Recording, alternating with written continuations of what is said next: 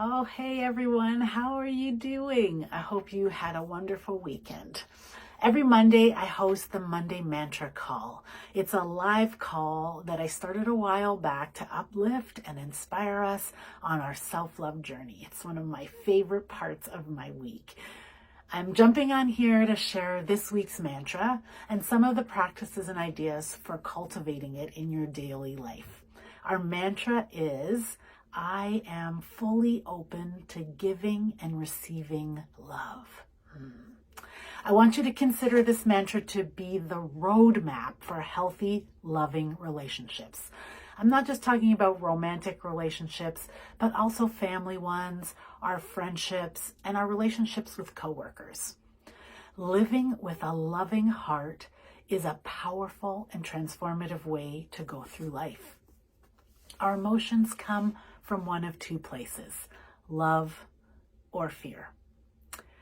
Love breeds more positive emotions like joy and peace and contentment, courage, enthusiasm, and optimism, while fear breeds more negative emotions like anger and shame, guilt, frustration, disappointment, resentment, and jealousy.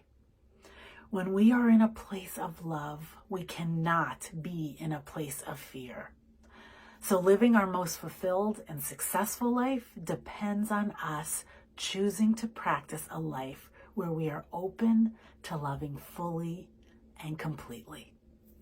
Here are 7 practices to help you open your heart so that you can fully give and receive love in all of your relationships. Number 1, be the person you love the most. Self-love leads to all the love. I want you to love yourself the way you want to be loved. Practice cultivating the 6 pillars of self-love. These are those foundational pillars: self-awareness, self-acceptance, self-compassion, self-worth, self-care, and self-confidence. They are foundational to your self-love growth. Create me time that is non-negotiable and fill it with activities and ideas that lift you up first. Choose you. Make yourself your top priority. It's such a powerful thing to do. Make sure you are speaking to yourself the way you want others to speak to you. Make sure you are your best friend. Number 2, practice having healthy boundaries. Healthy personal boundaries are the limits and the rules we set for ourselves within relationships. When we practice using personal boundaries, it helps us teach people how we want to be treated. So powerful. When we are clear about what and who we allow in our life, we attract and keep healthy relationships and let go of ones that do not serve us anymore. Number 3, trust that everyone is different. One of the biggest things our default thinking wants to do is organize everything and everyone into these overarching categories, right?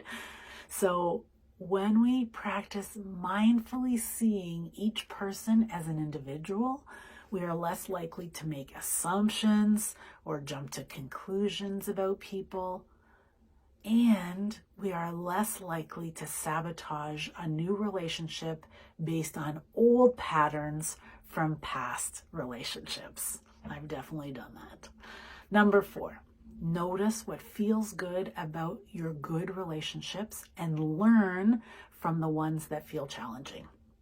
I want you to write a list of your best people and then describe what loving and wonderful attributes they have, and do the same thing for those with which you feel challenged by, right? Once you are aware of what attracts you to people and what you don't really like, then you're going to start choosing better. Number 5, assert yourself. Using assertive communication means we communicate, solve problems, and deal with conflict, respecting ourselves and others. Assertiveness helps us to express our thoughts, our feelings, and our beliefs in a way that honors us without hurting other people. And when we are assertive, we feel confident about what matters to us, and we can express it without being defensive, aggressive, sarcastic, or passive. Assertive people practice being relaxed and comfortable when stating their opinions. Number 6, be childlike. I love this. One of the best ways to connect with our innate love is to connect with how we were when we were children. Kids are playful, lighthearted, curious, courageous, and quick to forgive. All things that cultivate love.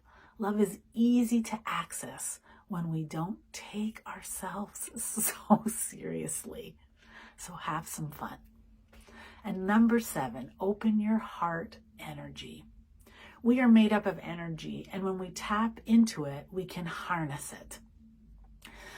Our heart center right here, right, is where love resides.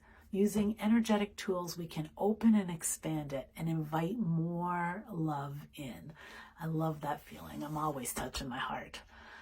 Practices like yoga, heart chakra practices, breath work, and Reiki are a few of the practices available to us to open up our hearts.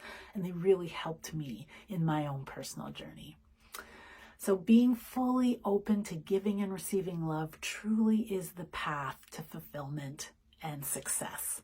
Let me know which of these practices really hit home for you, really touched you, gave you an aha, and please share any other insights or questions you have in the comments.